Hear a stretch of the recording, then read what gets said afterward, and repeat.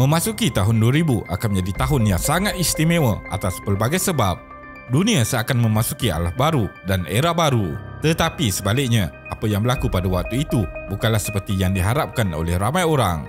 Penggantian tahun 1999 ke 2000 telah mewujudkan kehebohan besar sehingga berlaku satu fenomena yang disebut sebagai Year 2000 Problem atau Year 2 Kilo Y2K. Berjuta-juta orang di seluruh dunia menghabiskan saat-saat terakhir mereka pada tahun 1900-an dengan merenung jam yang berdetik. Peristiwa sambutan tahun baru yang kebiasaannya diraikan dengan kemeriahan dan bunga api bertukar menjadi ketakutan kepada ramai apabila menjelang detik 12 malam 1 Januari tahun 2000. Fenomena Y2K juga telah menyebabkan huru-hara dan panik. Apabila tibanya penghujung 1990-an, orang ramai mula menggerumuni kedai di seluruh dunia dan beratur untuk membeli makanan, air dan senjata untuk dijadikan bekalan dan kit kelangsungan hidup. Ini kerana pada tarikh 1 Januari 2000, ada sumber berita yang dipercayai melaporkan bahawa pelbagai kegagalan sistem akan berlaku yang akan menyebabkan kacau bilau dalam kehidupan rakyat. Antaranya termasuklah semua komputer akan rosak, pintu penjara akan dibuka, empangan akan banjir, bank akan kehilangan semua wang mereka dan paling menarik, peluru berpandu nuklear akan dilancarkan dengan sendirinya. Jadi, dalam video kali ini, kita akan melihat bagaimana fenomena Y2K boleh menggegarkan dan membuat kacau bilau di seluruh dunia. Teruskan menonton. Krisis alaf digital yang dikatakan akan bermula pada 1 Januari 2000 telah menimbulkan kebimbangan ramai termasuklah rakyat Malaysia sendiri terhadap senario yang mungkin akan berlaku akibat daripada krisis ini. Y2K atau krisis teknologi tahun 2000 itu melibatkan perisian dan perkakasan komputer dan sensitiviti tarikh sistem terbenam atau juga dikenali sebagai embedded system.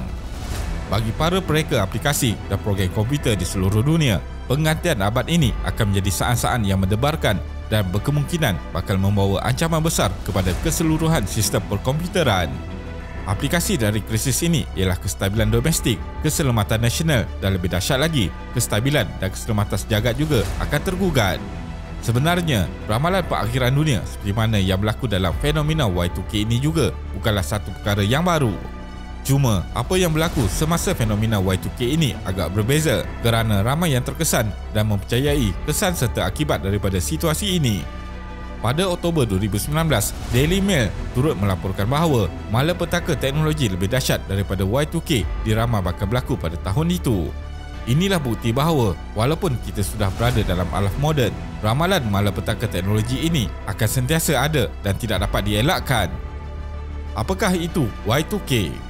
Y2K boleh dirujuk sebagai kesalahan pada program komputer akibat penggunaan format 2 digit untuk merekod tahun, iaitu krisis kegagalan komputer dan chip terbenam untuk memproses data tarikh selepas 31 Disember 1999. Mengikut kajian yang dilakukan di Amerika Syarikat, mereka mendapati menjelang tahun 2000, lebih dari 50,000 kegagalan komputer akan dilaporkan disebabkan oleh fenomena Y2K. Tetapi persoalannya, kenapa berlakunya krisis komputer menjelang tahun 2000? Ini kerana apabila komputer diperkenalkan kepada dunia perbankan, perniagaan mega, kerajaan dan sebagainya, penjimatan ruang ingatan atau memori komputer amat dihargai. Setiap program juga telah direka khusus untuk penggunaan ruang ingatan yang paling kecil. Penjimatan ini boleh dijelaskan melalui perekodan tahun berdasarkan 2 digit terakhir, misalnya tahun 1998 direkod sebagai 98. Sebelum ini, perkara itu dianggap biasa semasa tahun 1900-an, tetapi ia mula menjadi isu besar apabila masalah dijangkakan akan terjadi menjelangnya 1 Januari 2000, sejurus selepas tengah malam 31 Disember 1999, apabila komputer akan mendefinisikan tarikh 1 Januari 2000 sebagai 010100. Tanpa 2 digit pertama tahun tersebut, sistem komputer tidak akan tahu bahawa tahun tersebut adalah tahun 2000. Ini kerana komputer akan hanya membaca 2 digit terakhir tahun 2000, iaitu 00.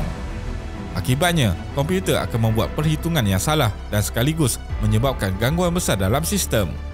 Ramai saintis bimbang bahawa komputer akan mengandaikan tahun tersebut adalah tahun 1900, iaitu 100 tahun ke belakang.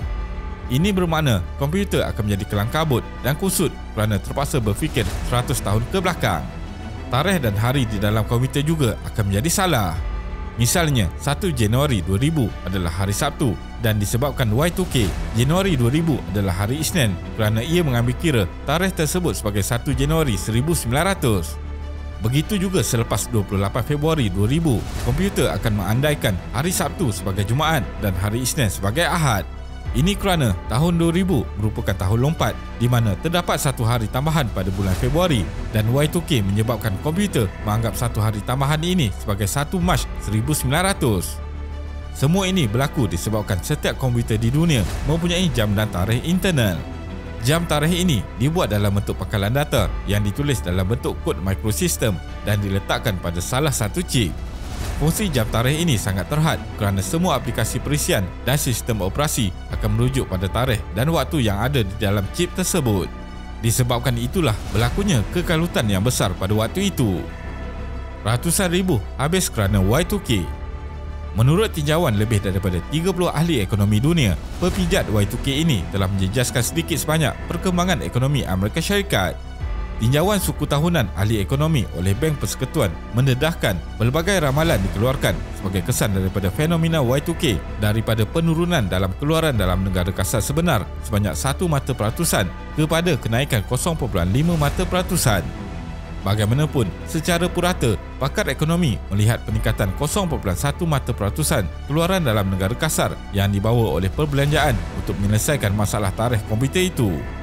Satu kajian yang dilakukan oleh Perkhidmatan Perundingan Komputer dan Perniagaan British Capgemini, kos menangani Y2K di Eropah dan Amerika Syarikat telah meningkat sebanyak 20% dalam tempoh 6 bulan. Tinjauan itu mendapati jumlah anggaran kos menangani masalah itu meningkat kepada 858 bilion US dollar daripada 719 bilion US dollar yang diramalkan pada April. Capgemini ialah salah satu daripada banyak firma yang menyediakan penyelidikan Y2K serta perunding dan perkhidmatan Y2K kepada syarikat dan organisasi yang menangani masalah tersebut. Selain itu, dalam usaha untuk menggalakkan syarikat berkongsi maklumat kritikal tentang Y2K, Presiden Amerika Syarikat Bill Clinton telah menandatangani Akta Pendedahan Maklumat dan Kesediaan tahun 2000 pada Oktober 1998.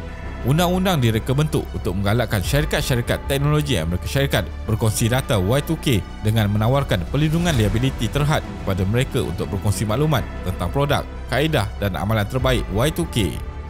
Di Ishikawa, Jepun pula, sebuah kemudahan tenaga nuklear dilaporkan telah menghadapi kegagalan beberapa peralatan radiasi kesan daripada Y2K. Tetapi, kemudahan sandaran yang dimiliki telah berjaya memastikan tiada sebarang ancaman kepada orang ramai. Banyak negara lain terutamanya negara Asia yang mengalami krisis ekonomi yang berterusan pada ketika itu dilihat kurang bersedia untuk berdepan dengan fenomena Y2K ini.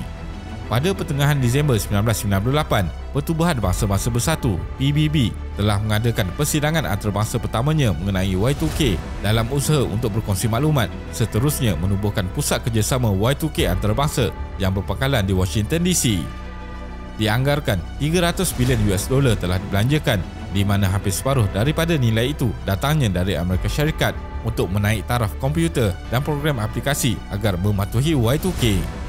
Ketika hari pertama bulan Januari 2000 tiba, kelegaan telah memenuhi hampir semua laporan media massa apabila sistem komputer yang ada masih utuh dan kekal berfungsi seperti biasa.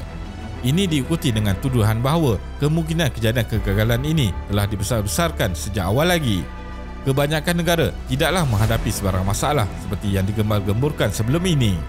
Sehinggakan akhirnya ada pihak yang mendakwa bahawa fenomena Y2K ini sebagai penipuan atau pemunyaan akhir zaman sahaja. Pada tahun-tahun berikutnya, beberapa penganalisis menegaskan bahawa peningkatan pengatur caraan yang telah menjadi sebahagian daripada kempen pematuhan Y2K telah meningkatkan sistem komputer dan kaedah daripada penambahbaikan ini akan terus dilihat untuk masa yang akan datang. Kesimpulannya, fenomena Y2K ini telah memberi kesan yang besar kepada dunia. Banyak wang telah dilaburkan untuk persediaan menghadapi pepijat Y2K ini. Dilaporkan seluruh dunia menghabiskan sehingga berbilion ringgit bagi mengatasi masalah ini. Bukan itu sahaja, fenomena Y2K ini juga telah menyebabkan beberapa pihak dapat mengaut keuntungan berjuta dolar. Malah nilai perdagangan dari penjualan alat antivirus oleh firma-firma komputer, khususnya di firma gergasi seperti Microsoft, mencecah berbilion dolar. Terima kasih kerana menonton dan jangan lupa subscribe. Jumpa lagi.